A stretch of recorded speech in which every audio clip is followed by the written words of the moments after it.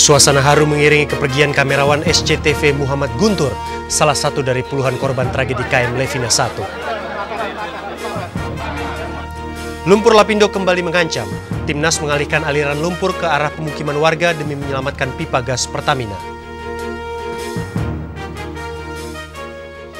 Halo pemirsa, kedua laporan tadi segera mengisi jumpa kita kali ini beserta sejumlah perkembangan utama lainnya dari berbagai penjuru tanah air.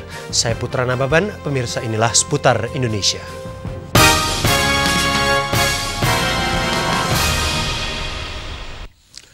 Pemirsa, memasuki hari ke-7 setelah terbakarnya kapal Levina 1, tim Basarnas masih melakukan pencarian korban. Hari ini dilakukan dengan menggunakan helikopter jenis Bolko.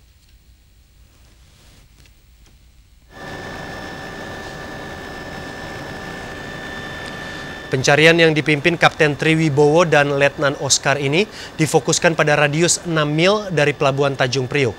Pencarian ini penyisiran dilakukan ke arah timur dari pelabuhan ke perairan Muara Gembong, kemudian dilanjutkan ke tengah lokasi tenggelamnya kapal Levina 1. Pencarian dilakukan selama lebih kurang 60 menit dengan ketinggian 500 kaki. Pencarian melalui udara dengan pesawat heli jenis Bolko pada ketinggian 500 kaki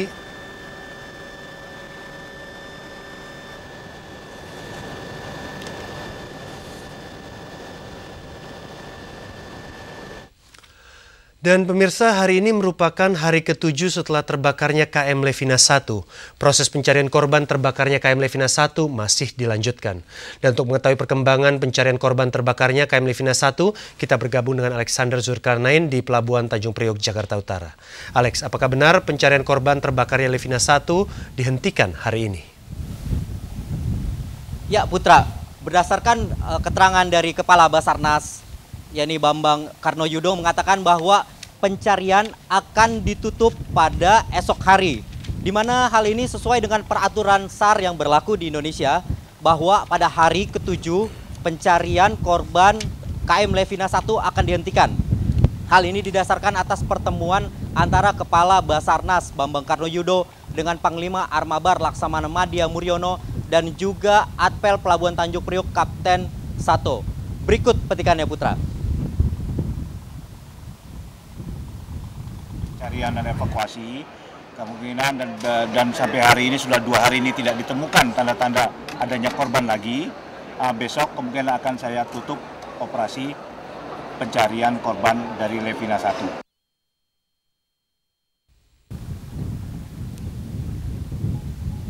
Ya Putra, dapat kami informasikan dari data terakhir yang saya dapat, 23 orang keluarga korban mengaku bahwa kerabat mereka telah hilang dalam tragedi musibah KM Levina 1.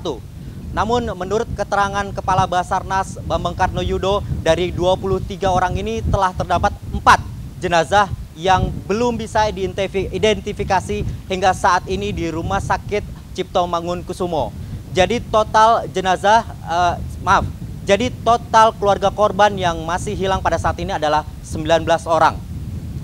Putra, pencarian KM Levina 1 meski telah dihentikan oleh Basarnas akan terus diteruskan oleh TNI Angkatan Laut melalui Komando Armada Barat, yakni berdasarkan keterangan dari Panglima Armada Barat Laksamana Madya Muryono. Ia mengatakan bahwa pencarian KM Levina 1 akan terus diteruskan hingga semua korban diketemukan. Dan Putra, baru saja tadi ada informasi bahwa pencarian KM Levina 1 ini diteruskan dengan menggunakan KRI Cobra dengan menyusuri lokasi sejauh 10-15 mil laut dari tempat kejadian perkara, yakni tempat terbakarnya KM Levina 1. Namun hingga kini saya belum mendapat informasi bahwa ada 1 jenazah pun yang ditemukan. Kemungkinan jenazah korban KM Levina 1 ini rusak hingga tenggelam kembali. Demikian Putra. Oke Alex, baik, terima kasih Anda melaporkan langsung dari Pelabuhan Tanjung Priok, Jakarta Utara. Pemirsa, bagi sebagian keluarga korban terbakarnya KM Levina 1, duka mereka belum usai. Mereka harus bersusah payah mencari sanak keluarga mereka yang tewas dalam tragedi itu. Ini adanya, yang mana nih? Siapa yang dulu?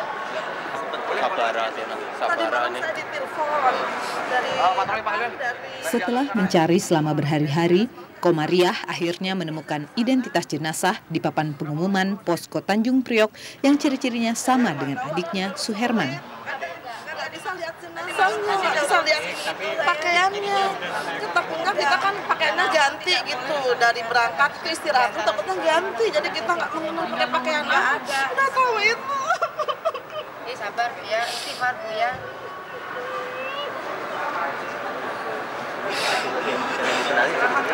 Sejak kapal Levina 1 terbakar, Komariah dan suaminya berulang kali ke RSCM, tempat jenazah penumpang disimpan, dan ke posko pelabuhan Tanjung Priok, tempat ciri-ciri jenazah yang ditemukan diumumkan.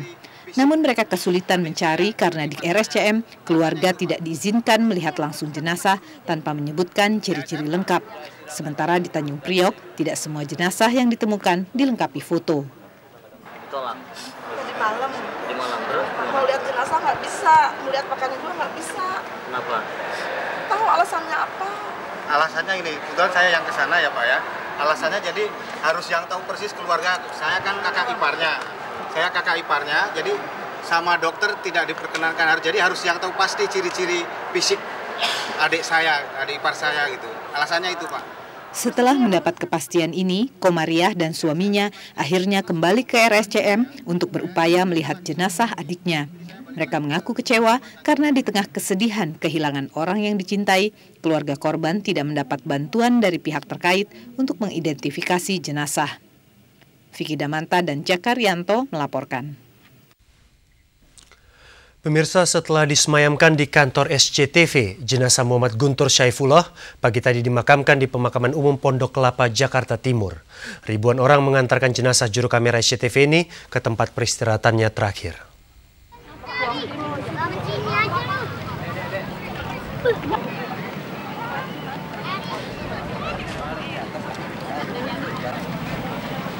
Ratusan pelayat mengiringi pemakaman juru kamera SCTV Muhammad Guntur ke tempat peristirahatan terakhirnya di TPU Pondok Kelapa, Jakarta Timur, Rabu pagi.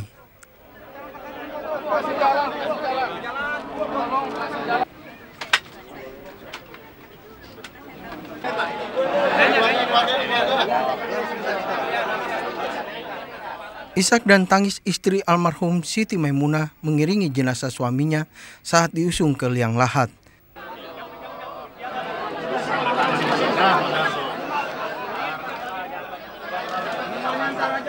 Keluarga dan kerabat almarhum diberikan kesempatan untuk melihat jenazah terakhir kali sebelum almarhum dikebumikan.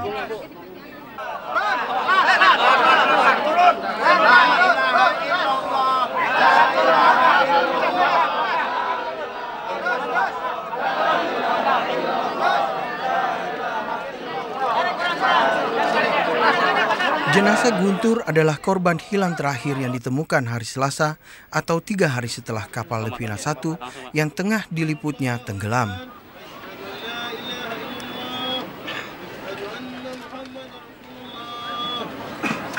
Sebelas tahun lamanya, almarhum telah bekerja sebagai juru kamera di SCTV.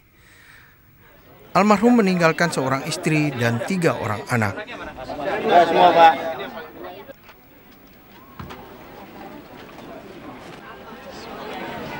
Gusti Aitonam melaporkan. Dan pemirsa, penemuan jenazah juru kamera SCTV Muhammad Guntur di perairan Muara Mati, Bekasi, Jawa Barat menjadi kabar melegakan sekaligus menyedihkan. Muhammad Guntur menjadi korban terakhir tenggelamnya KM Levina 1 Minggu siang.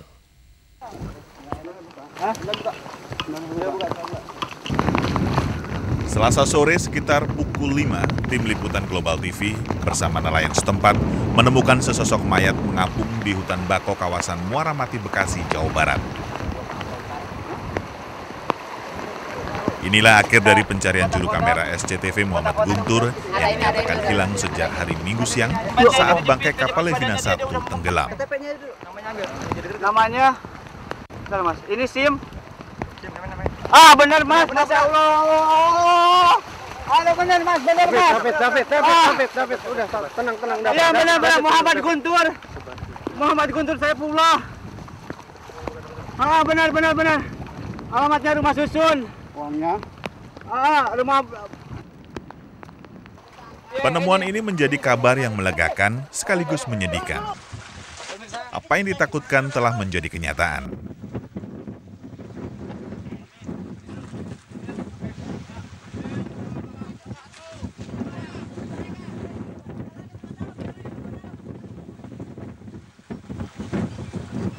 Juru kamera SCTV Muhammad Guntur yang sempat dinyatakan hilang ternyata benar menjadi salah satu korban meninggal tenggelam bersama bangkai kapal Levina 1.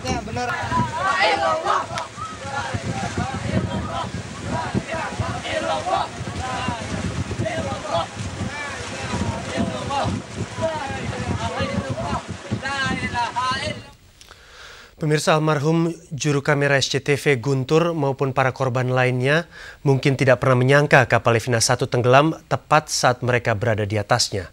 Musibah ini pun mengundang keprihatinan TNI yang kemudian meminta wartawan lebih berhati-hati saat bertugas.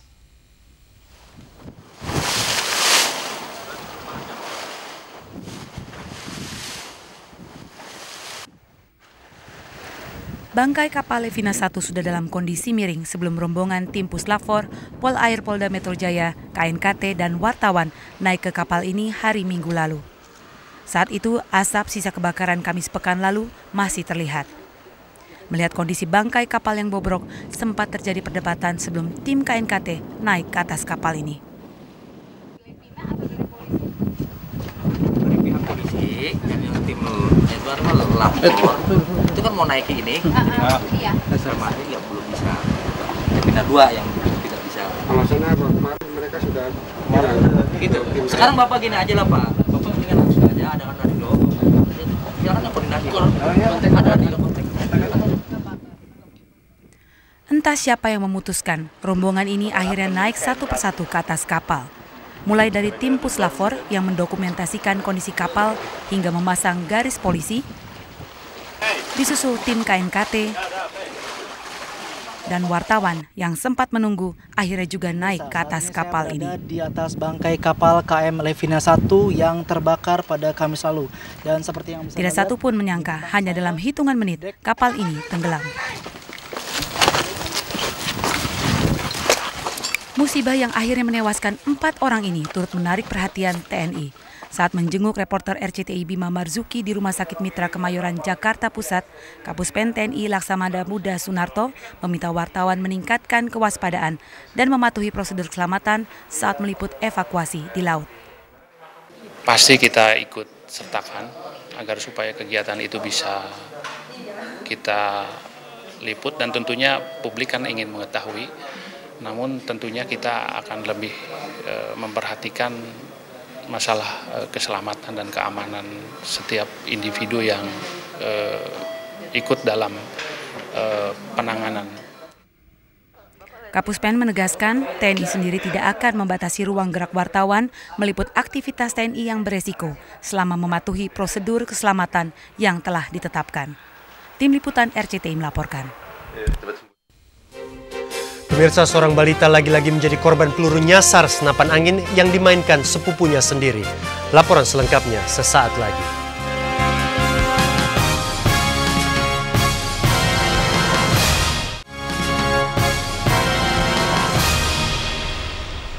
Pemirsa, masih bertarung dengan maut seorang balita asal Probolinggo di Rumah Sakit Dr. Sutomo, Surabaya akibat peluru yang bersarang di otak kanannya sejak 10 hari lalu. Kini, seorang balita 4 tahun di Mojokerto juga menjadi korban perbuatan iseng saudaranya sendiri, seorang anak 8 tahun. Akibat senapan angin, proyektil peluru kini juga masih bersarang di kepala Buyung Ababil.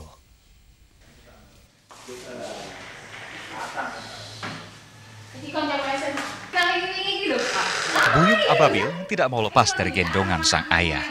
Balita 4 tahun ini harus menahan sakit yang luar biasa akibat peluru yang masih bersarang di kepalanya. Warga desa Sukotanjungan, Kecamatan Kemlagi, Kabupaten Mojokerto, Jawa Timur ini ditembak senapan angin oleh saudaranya sendiri, Ahmad Kusuma Arif, anak berusia 8 tahun. Dari hasil ronsen, diketahui peluru yang ditembakkan dari samping kepala mengenai pelipis kanan dan menembus ke bagian tulang kepala. Ayah korban Yanto menceritakan kejadian berawal saat anaknya bermain di rumah bibinya, ada salah seorang tetangga mengembalikan senapan angin.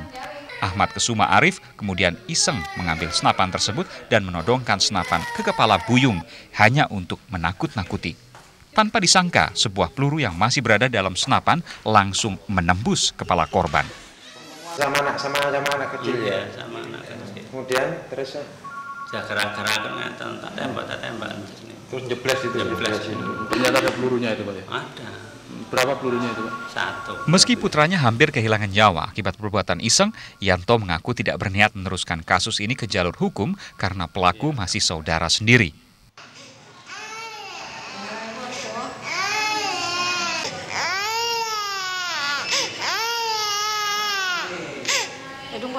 Ironis, peristiwa ini bukan yang pertama kali terjadi.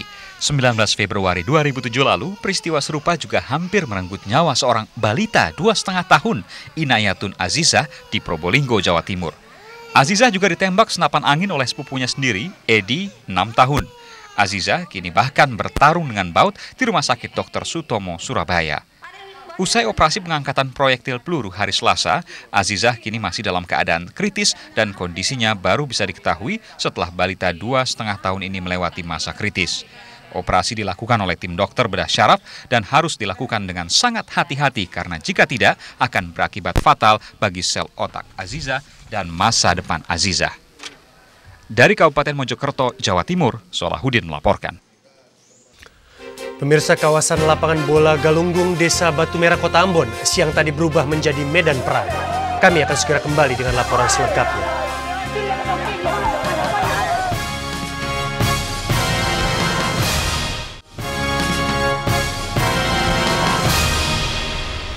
Pemirsa, Kota Ambon saat ini diliputi suasana tegang. Situasi ini menyusul bentrokan antar warga yang kembali terjadi melibatkan 2 etnis lokal. Berbekal senjata tajam, bentrokan pecah antara massa 2 kelompok etnis lokal, yaitu Kailolo dan Rohomoni, sekitar pukul 11.30 waktu Indonesia Timur di kawasan Galunggung, Desa Batu Merah, Kota Ambon. Insiden ini adalah puncak dari aksi saling ancam antar kedua kubu sepekan terakhir. Aparat Polres Pulau Ambon dan Brimob BKO akhirnya bisa menghalau massa dan menyita senjata warga. Tidak ada korban jiwa dalam insiden tersebut, namun 2 rumah dan 3 mobil rusak akibat amukan antar warga. Kawasan Galunggung kini lengang dan polisi terus berjaga-jaga, sementara warga memilih berdiam di rumah. Pemirsa, setelah gagal mengalirkan ke laut, semburan lumpur lapindo kini dialirkan ke arah pemukiman warga. Kami akan segera kembali dengan laporannya.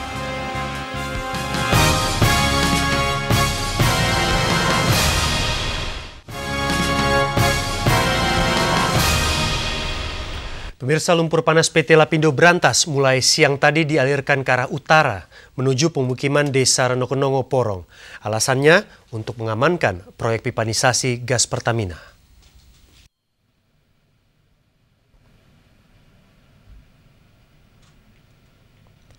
Timnas Rabu siang kembali mengarahkan lumpur panas PT Lapindo Brantas ke arah utara. Langkah itu menyusul jebolnya tanggul di timur pusat semburan yang tidak kunjung ditutup. Masalahnya, pengaliran lumpur ke arah utara itu melalui gorong-gorong menuju wilayah pemukiman warga Desa Renokenongo. Akibatnya ratusan rumah milik warga yang sebelumnya tidak terkena lumpur, kini mulai terendam lumpur Lapindo, khususnya Desa Gelagah Arum dan Keboguyang di utara Desa Renokenongo. Timnas mengakui lumpur dialirkan ke arah utara demi menyelamatkan proyek pipanisasi gas Pertamina. Pipa yang disambung di atas luapan lumpur Lapindo rencananya tuntas awal Maret. Menurut Rudi, saluran lumpur melalui gorong-gorong akan kembali ditutup jika memang diprotes warga. Untuk mengamankan pipa berarti? Iya, mengamankan pipa. Tapi itu mengalir ke wilayah pemukiman warga, bagaimana Pak Rudi? Warga yang mana dulu? Warga Reno. Yang sekarang? Iya. Ya itu kan kita sedang membuat, di sana juga ada tanggul-tanggul juga kita lagi bikin. Jadi nggak ada untuk ini, memang kita alihkan. Sementara kan ini berputar sekarang udah ke selatan semua kan. Kalau warga protes bagaimana nantinya Pak Rudi? Ya kita terima dong warga protes kok, masa mau ditutup lagi gitu? Ya kita alihkan sementara kan itu, kalau udah bisa ini. Berdasarkan pantauan RCTI, kondisi tanggul dan lumpur di sisi timur pusat semburan lumpur di sepanjang bekas jalan tol Porong Gempol makin mengkhawatirkan. Timnas sejak Rabu siang mulai melarang wartawan untuk mengambil gambar di sekitar pusat semburan lumpur. Dari Sidoarjo, Pramono Putra melaporkan. Dan pemirsa, berakhir sudah seputar Indonesia hari ini. Saya Putra Nababan, kita jumpa lagi esok sore.